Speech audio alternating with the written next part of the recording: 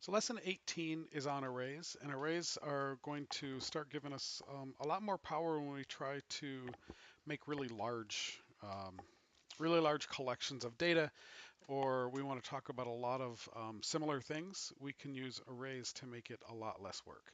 So, for example, suppose we had 400 students, and I want to record what the grades are for all 400 of those students. So one way to do it would be to say I have an integer.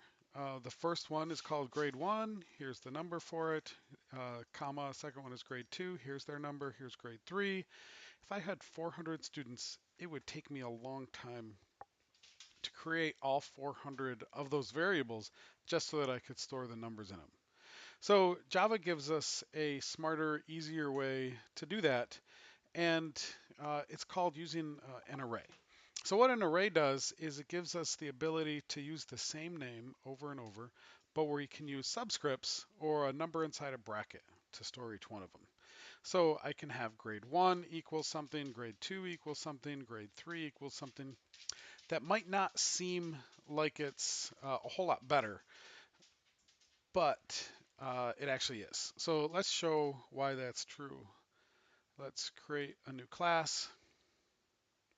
I'm going to call this lesson 18, create a main, and here's my new class. And so what I'm going to do is I'm going to create a new integer. I'm going to call it, like that example says, grade, but I'm going to put brackets after it. Inside the brackets, we're going to put our subscripts, and I can say equals new int, and then in brackets 400 and a semicolon.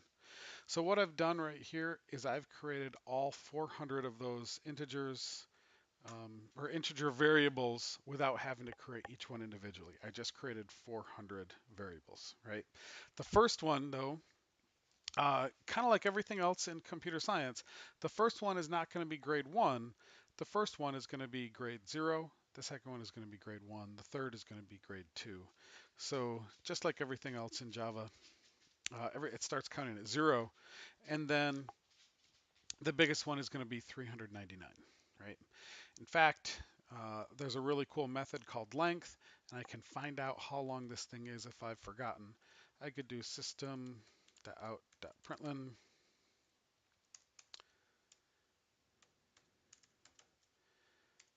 and then I could say grade.length, and if I run this, I have 400 items in there, right? So now I could create a number. I could put a grade in for each one of those things. I could say something like grade 0 equals 97. Grade 1 equals 62, etc. And if I wanted to find out what any one of those was, I could come back out and I could print, instead of grade.length, I could say, hey, what was grade 0? And it says grade 0 was 97. Still would be a lot of work to do each one of those, but I don't have to create them individually, right? And there's also a lot of other techniques with for loops. I can use a for loop for the index. So perhaps I write a for loop where it says, what's grade number 1? And I can just type in a number. What's grade number 2? I can type in a number. I don't have to type in the grade 1 equals grade 2 equals all the way through to the end of my array. Right. So there are a couple different ways to declare them. First of all, you can do int and then the square bracket. Oops, let's put that back. And then the a. A lot of books do it that way. The way that makes more sense to me and the way that you're going to see in the book we're using is you put the variable and then the square brackets. So it's just like a subscript, except the subscript is inside the square brackets, right? So notice that the way that I initially said this, I said int grade square brackets is a new integer array of length 400. And so that's how I declared that. There are other ways to do it. So another way, if you know all the numbers up front, is you could say int grade bracket equals, and then I could say curly brace, and I could just start listing the numbers. So 97, 62, 85, and I would just have to go all the way to the end of the line, put in my semicolon, and now if these lines were not here, how long is this array? This array is 3 long. Grade number 0 is 97, just like before, right? So those are the couple different ways to initialize, to create, and then initialize your variables, right? Also the way that you find out how long it is. Notice there's no parentheses after this. It's not like the length of a string because this is actually a method that runs on this object, and the object is the array.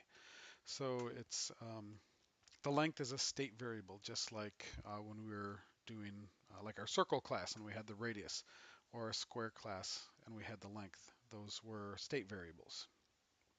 All right. Let's see, a couple other things. If you are using a for loop to do things, you want to do something like for, you pick a letter to be the index, and then you go less than the length. That way, if you go less than the length, if the length is 1,000, the last time through, it'll be 99. If your length was 100, or 999. If your length was 100, the last one would be 99. And then you're going to go up by 1.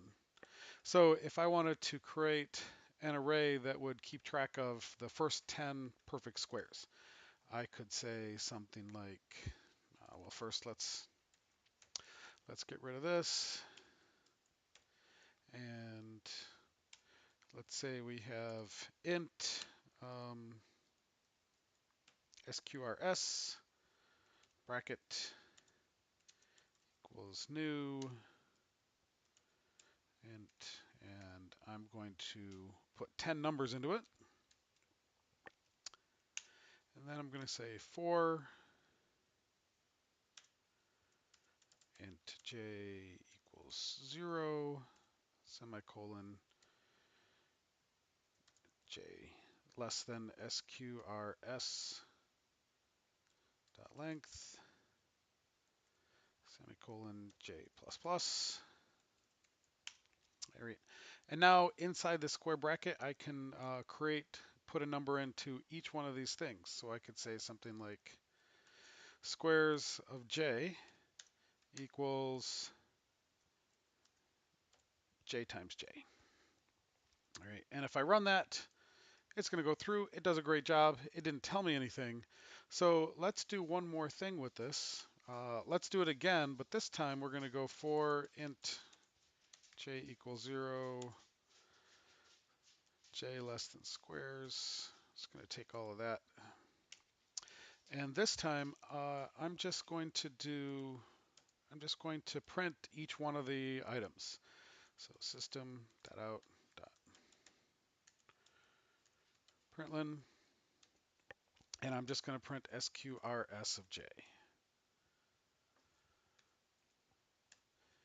So the first time through, it will initialize each one of them. The next time through, it's going to print each of the things that I have. So it creates them all, and then you can see it did 10 items all the way from 0 squared up to 9 squared. Right? If I wanted to go all the way to 10 squared, all I'd have to do is change this to 11, so I get the numbers from 0 to 10. Could run it again, get the squares all the way up to 10 squared. If I wanted to go up to 25 squared, what number would I need to use? Well, I would need to use 26, so it went from 0 up to 25, and I could run it again. Again, these are the squares of all the numbers from 0 up to 25 squared. So really quick way to create this list, initialize them, put the numbers in, and then find out what all these different squares were. I could even say something like the square of j is, and now it'll list the number. The square of 25 is 625, and it listed all these numbers from 0 all the way up to 625. So a really nice way to create things like that and to store a whole bunch of numbers really fast, right? A lot faster than saying square 0 equals 0 times 0, square 1 equals 1 times 1. It'd take forever. All right. So a couple other things that we need to talk about in the arrays lesson. One is parallel arrays. So for example, if I had things that went together, um, suppose I had one array called X and one array called Y, uh, and I wanted to store pairs of coordinates in them. X0 would go with Y0, X1 would go with Y1, so I could store my numbers and people would expect it to act that way. Suppose I had students and I had 25 students. I could have 0 would stand for the first student, so name 0 would be the first student's name, grade 0 would be the first student's grade, and continue on that way with names and grades all the way up to name number 24 and grade number 24. Right? Um, do be careful again, and this is going to come up over and over and over, where you use a number that's too big for your number of arrays. So if you have an array that's 3 long and you try to use something that's index number 3, you'll get an error. And what that error will look like is this. You'll see array index out of bounds exception. Exception means error, and the error was that the array index, or the number that you were looking at, was out of bounds, meaning it was either too big, you had an array 25 long and you tried to use number 25 or higher, or that it's negative, because array indexes start at 0 and they go up from there. All right, so what would that look like? Let's try here. We've initialized all these. We have 26 things in there. Let's see what happens if I try doing system.out.println, but this time I'm actually just going to type in a number. I want to see the square of, and I'm going to type in the 25, and so I'm going to say squares 25, right? And I'm going to just start this with 25, right? So if I make that error of saying this is 25 and that's 25, I don't see any errors. Looks like everything's great. We go to run it, and when it gets to 25, it says exception in thread main. The problem was the number 25. It was an array index out of bounds exception. So I tried to use 25, wasn't able to do it. Let's see. What if I put in something like -1? No errors. Looks like everything's going to work fine. Try to do it. When it gets to that spot, it says, hey, you tried to do -1. You weren't allowed to do it. Right? If I put in numbers that worked, like number 20, it's going to give me the wrong answer to this, but it worked out just fine. It was able to say the square of 25 is, and I told it to say square is 20. So if I put this back to 26 and I put this back to 25, no problem, I'm allowed to do that. All right, so that's what that error means if you see array index out of bounds. All right, so I said earlier that there were other kinds of arrays that you can do. Double and int work out really well because they're automatically initialized to 0. If I say that I have an array that's 200 long, 2000, that's 200 long, and I tell this not to go all the way up, but I just want to go up to 26. And I run this one. Well, that might take a little while. Let's make it 50 items, but I'm only going to tell it the first 20, 25, 26 numbers.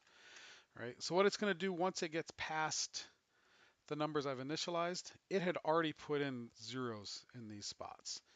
In fact, if I took out these lines and I told it just to print out, create the array and then print what's stored in each one of those numbers, a 0 was stored in each one. If I said that it was a double array and I just try to print out whatever is stored in, let's see, that's not what I want to do. I want to just print out what's stored in each one of these. 0.0, it stored a double 0.0 in each one of those things. All right. Well, what if I try something different? What instead of squares, what if I try saying I have a string array? I've got it's 50 long, and I'm just going to print out whatever's stored in each one of those. All right. What it stores in each one is null. Null means that there's absolutely nothing stored in there, right? So um, if I try a Boolean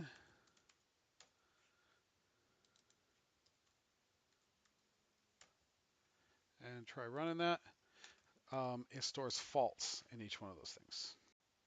One last topic for this lesson on arrays, and that's another important method is the split method. A split method can take a string and split it into multiple pieces. So for example, if you wanted to separate a sentence into all the different words in the sentence, you could split, and you could have it split based on spaces. So if you had it split on every space, and it was something like the following examples, then your first element would be the second element would be following, the third would be examples. So how do you tell the computer that you want it to split based on spaces? Well, the way it works, you do the name of the array dot split, and then you put in quotation marks what you want it to split on. So for example, you have the string hello again, um, and you have an array called sp, and if you do split on a, well, it's going to go to the a here. So the first is going to go hello and then space. Then the second element will be the G because that's after the A and before the next A. And then the last element would be the IN. How do you do space? Well, \\s is going to mean white space. So let's put this sentence in and let's run that example and see what happens. So first, let's get rid of the last stuff that we had in here. And we'll say string s equals hello again.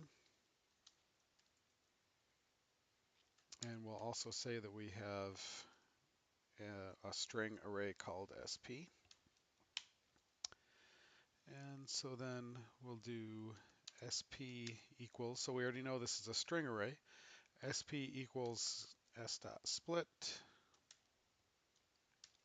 and then in parentheses we'll put quotes, and then \\s quote, and then a semicolon. And then let's create a for loop that will go through all of sp and print each of the different elements one at a time. So I'm just going to copy this one so I don't have to retype the whole thing.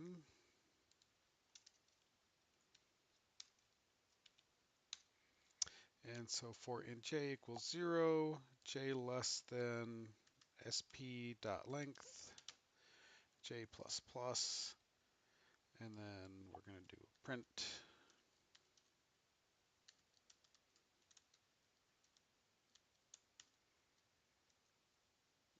And we're going to print sp of j.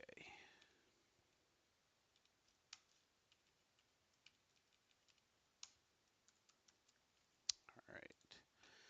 So add in the last parenthesis. So let's let this go.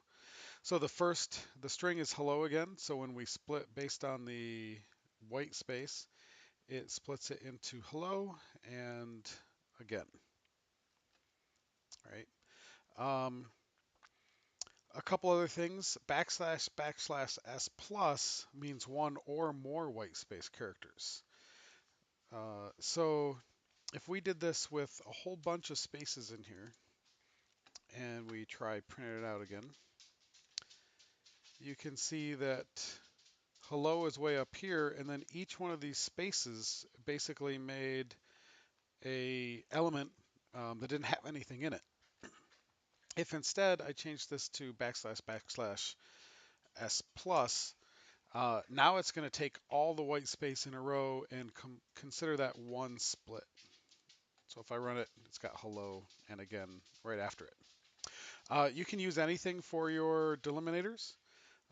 Another thing we've seen before is the or. So if you put the pipe or the or symbol in there, then it'll split if it sees either of the two different things. So if I want this to split on, say, L's and A's, I can change my split to split on A or a L. And if I run that, it's got HE. Then it splits the L. There were two L's, so it left a white space here. And then an O, and then my A, it skipped over. There's a G, an A, it skipped over, and then the IN. So it's split on both of those things, right? When you do the project, you're going to need to use the splitting to figure out exactly how it works.